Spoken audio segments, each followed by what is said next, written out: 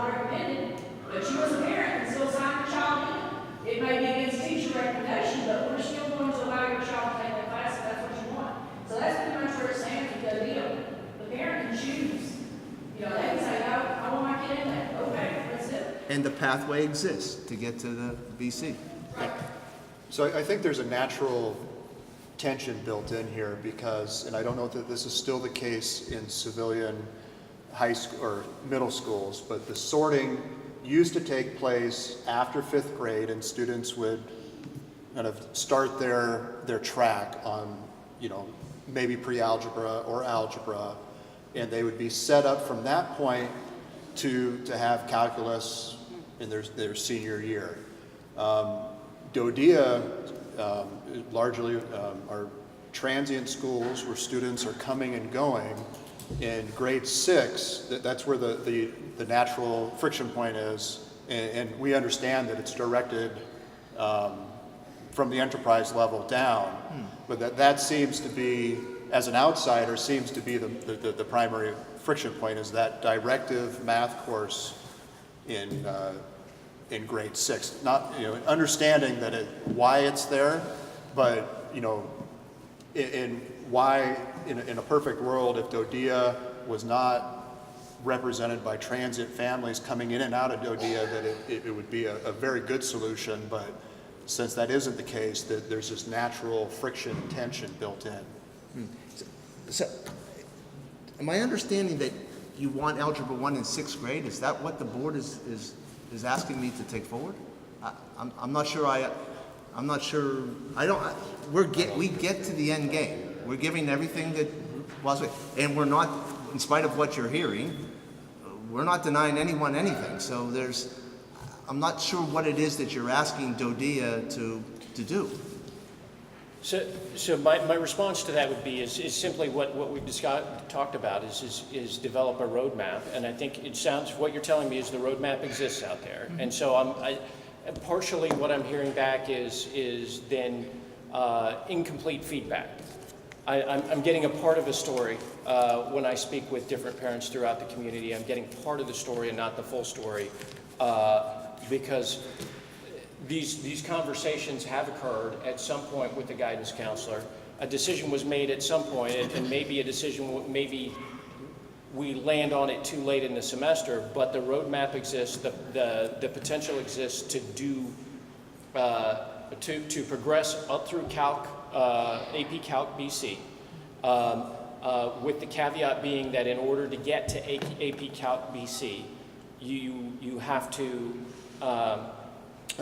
you have to take that online, so you have to take a distance learning course to get to AP Calc BC.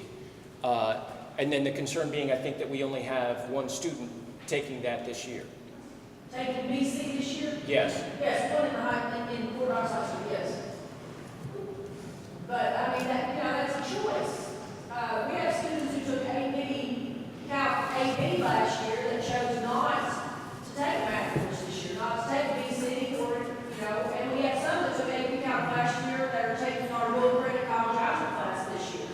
So, I mean, that's a choice that students, families have made not to go BC. It's just that we have one student who chose to go BC. We're trying to offer AP stats next year, which doesn't even tie in calculus, but, DODEA doesn't track, we don't have a tracking system. We don't put the students in a track at 5th grade, 6th grade, and then do your stuff, and you gotta stay there forever kind of thing. Like Mr. Grosher said, students can start in 7th grade with algebra and reach the BC by senior year. They can double up and reach the BC by the time they're a senior. So, they have the potential to leave high school with 6 math credits, one of which you can do BC, college algebra, whatever their path they choose, because we don't track the students, we don't lock them in and say this is what you have to do, other than meet graduation requirements, obviously. Right. But, we don't track students based on ability level. I have one quick question. Jackie, do you guys accept if someone were to take a summer online course? Do you have any accredited courses that you guys accept? Say if somebody didn't want to double up during the year, but they could get it done over summertime? As long as it comes from an accredited Yeah. high school or college or university, we can accept that. There's a process, if it's a college course with dual credit, there's a WA consent form.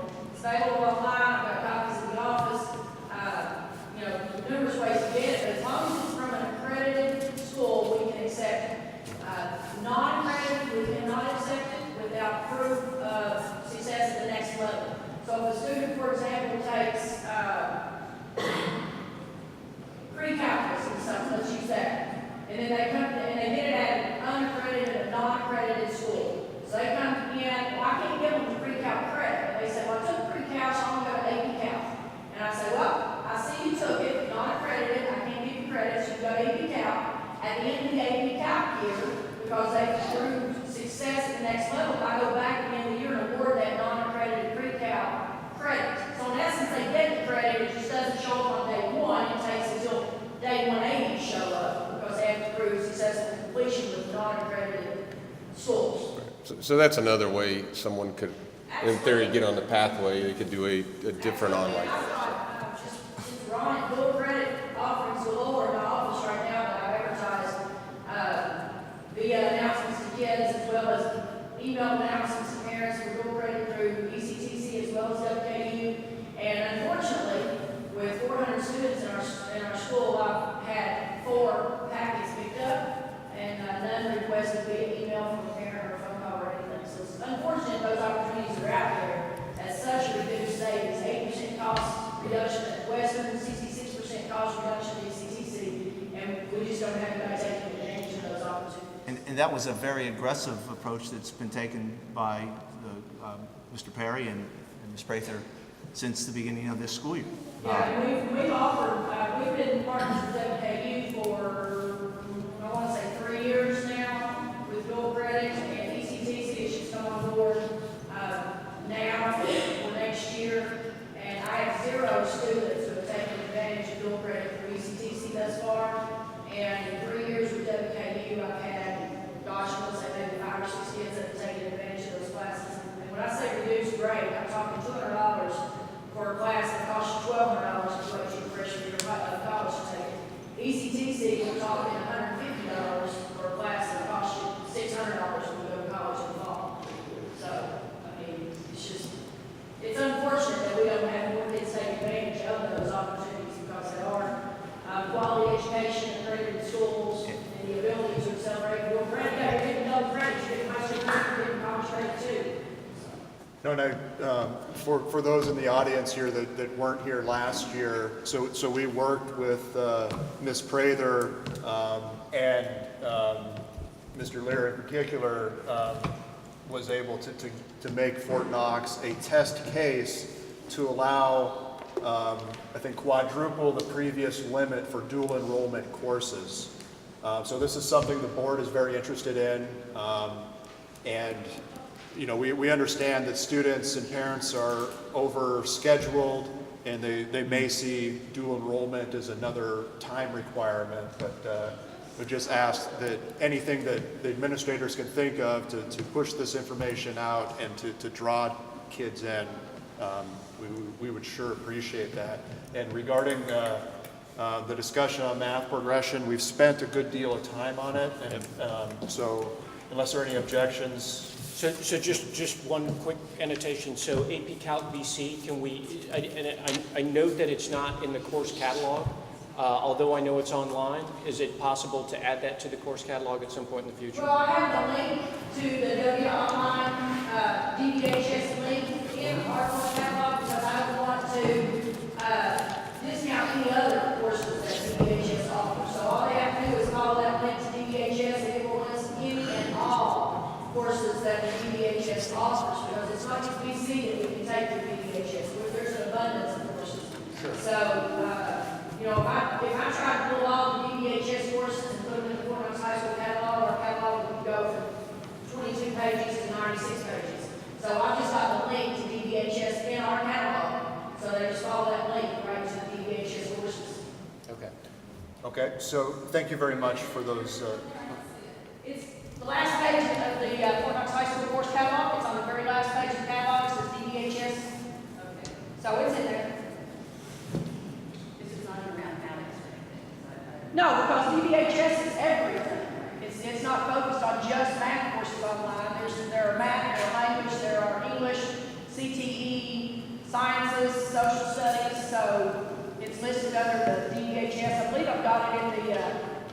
what's that called? Table of contents.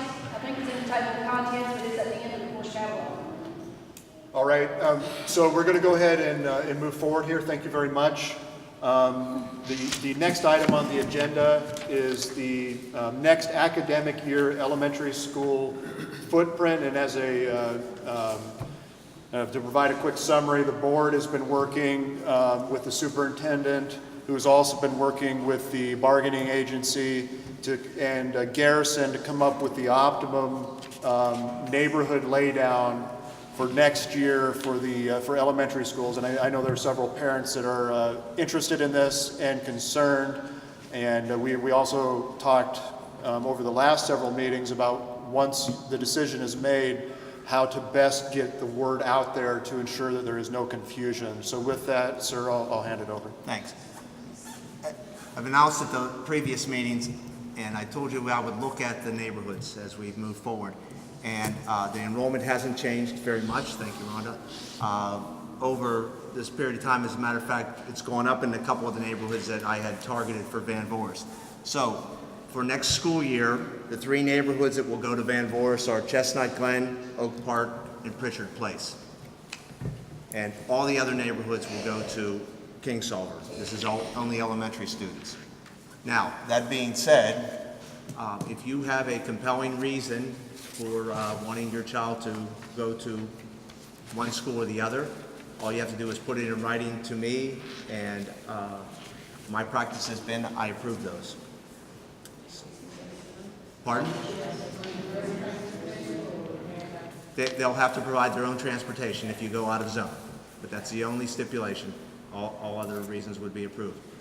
The current enrollment right now is 395 for Van Voorhis for next year, using those 3 neighborhoods, and it's at 523 at Kingsolver. So that allows growth in both schools for next school year.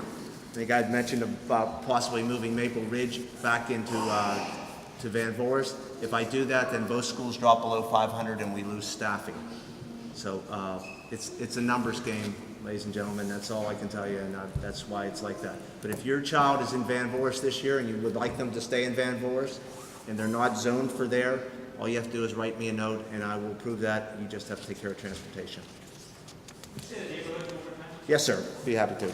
The 3 neighborhoods for Van Voorhis are Chestnut Glen, Oak Park, and Pritchard Place.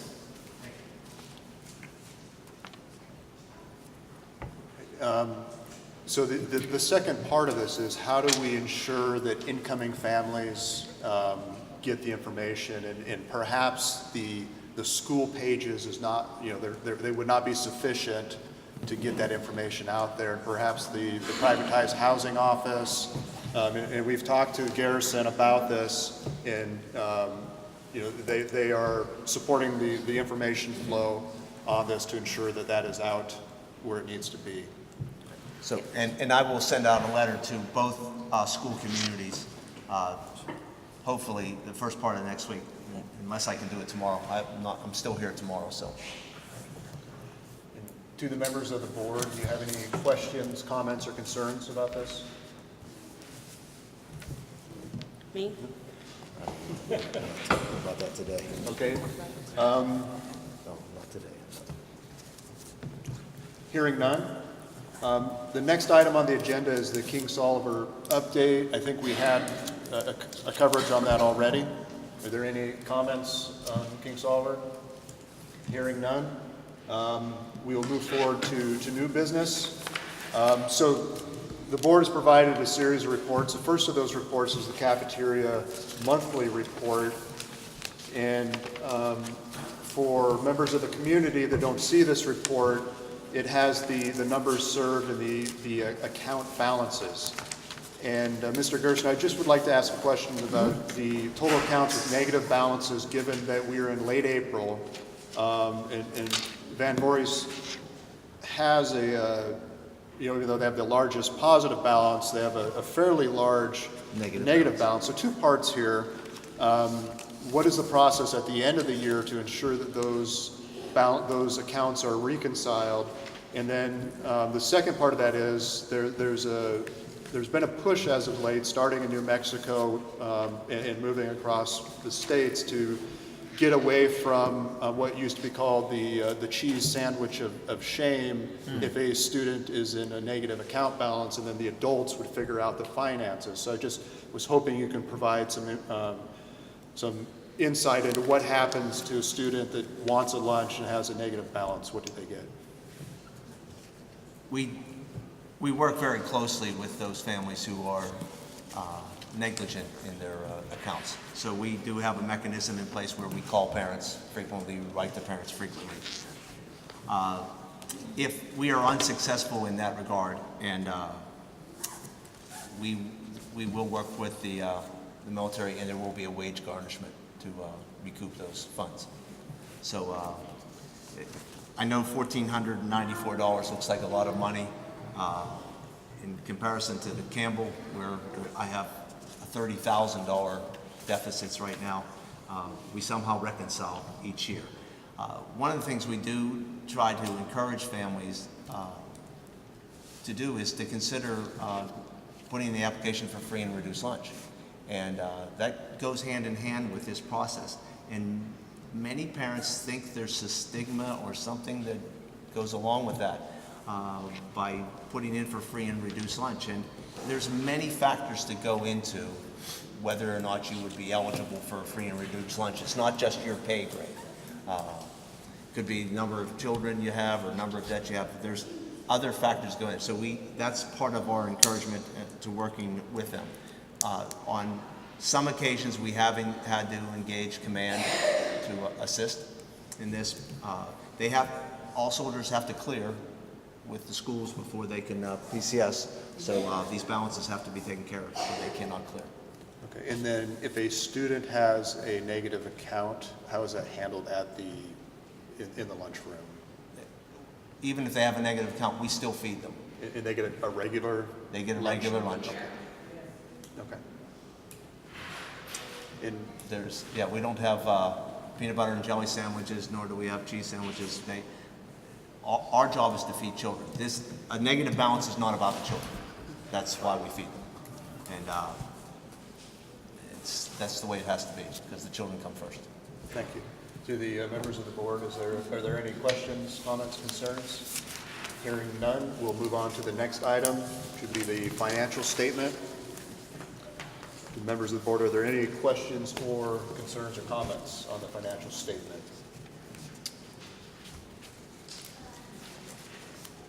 So, we in previous meetings we're looking at the 31 March target of 50%, and there was a shortfall in credit card holders, and it looks like all but one school came close to that goal. Yeah, we're very close, and it's a direct result at Scott Middle School. We don't have a supply person, someone to buy. So we're slogging along. We're going to spend this money. It just, and Dr. Washington apologizes. She's very ill, and she came to work today because she wanted to come to the board meeting, and I told her that was not necessary. So she understands that she has a little bit of road to go on this, but we expect to be.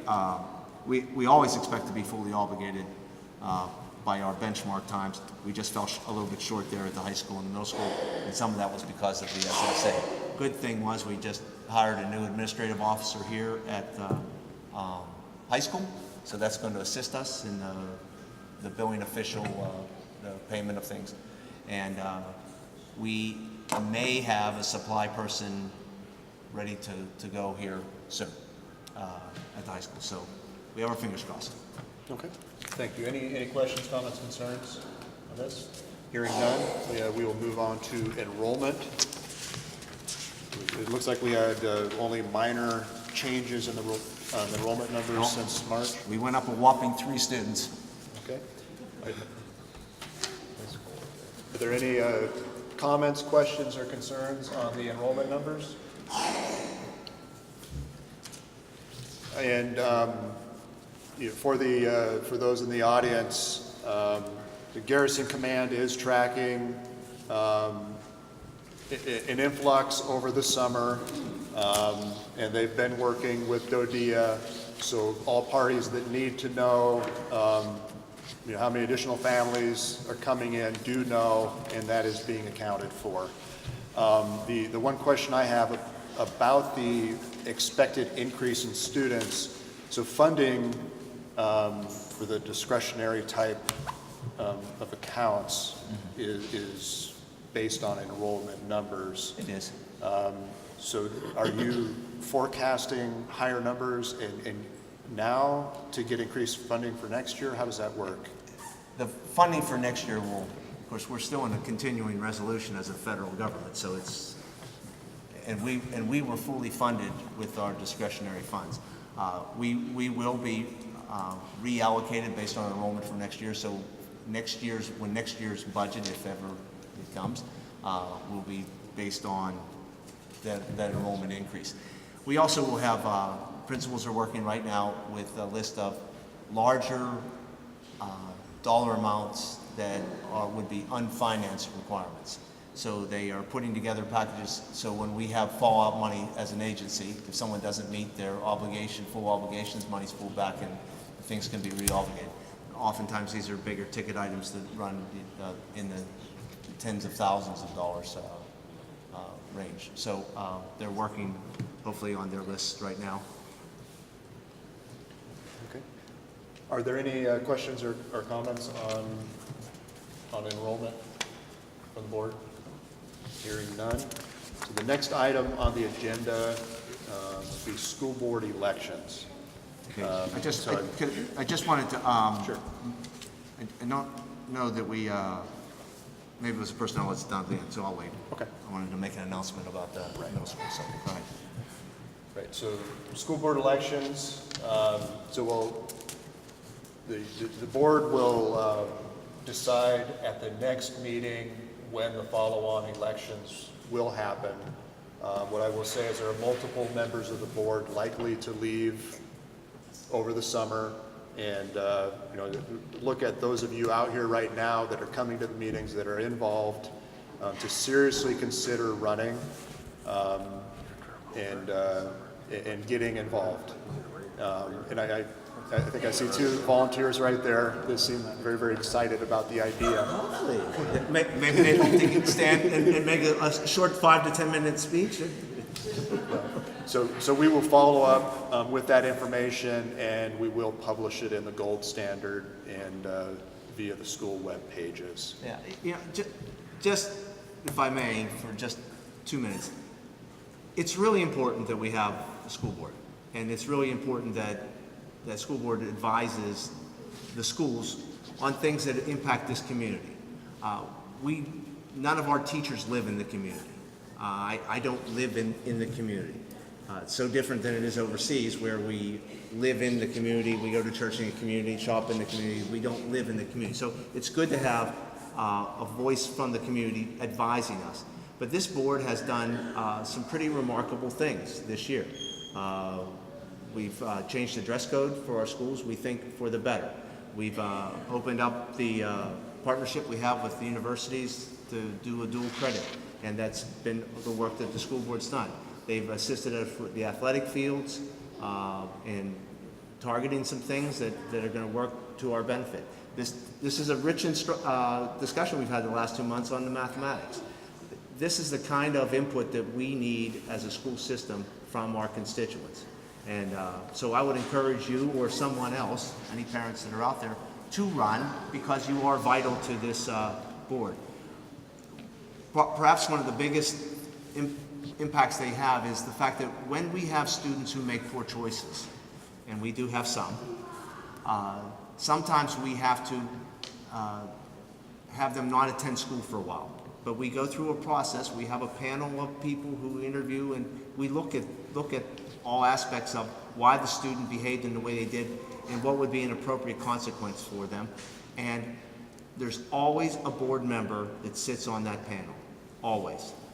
And that's an important part of their role here, and they've taken turns to sit on that panel. So that's, to me, that's a really important aspect, because I'm the one who gets to be the deciding official. So I would encourage you, if you're a parent and you're thinking about it, to put your name forward. If you know somebody else who says, geez, I'm looking for something to get involved, it's not a terrible time commitment. It's, we have a meeting a month, and sometimes you might be called for another hour or so a month, but that's about it. It's a really, it's a higher calling, and please encourage parents to get involved, because we welcome the input. And never once have we not had a quorum, I don't think, this year, which is a tribute to this board, and I've sat on many of these in other communities.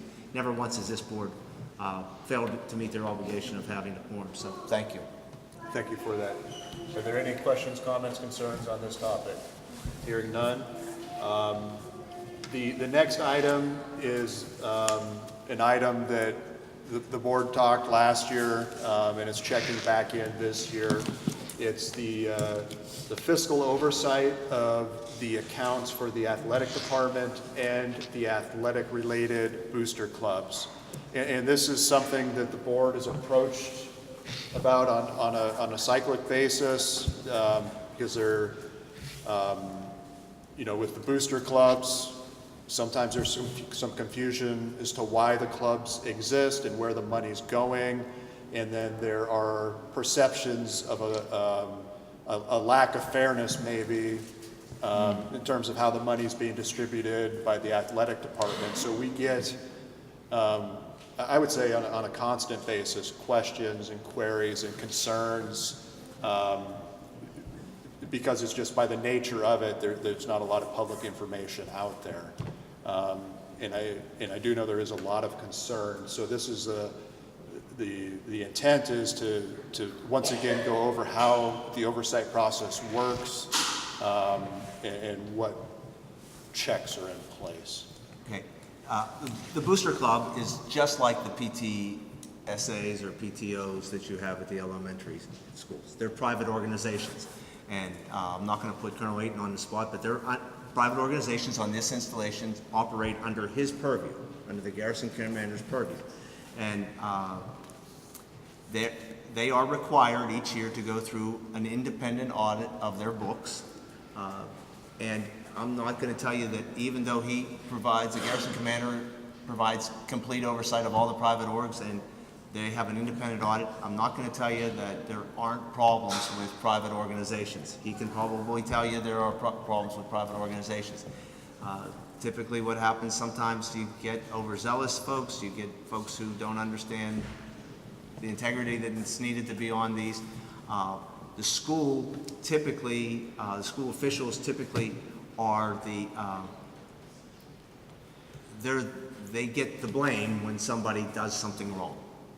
And so somebody misallocates the use of a credit card that a booster club might have, or someone doesn't get the required 2 signatures for a check to buy something. They buy something and they add a little something in there. It's really difficult. I know that Mr. Perry and probably if there's one at the middle school, Dr. Washington, sit on the booster club meetings, but they don't.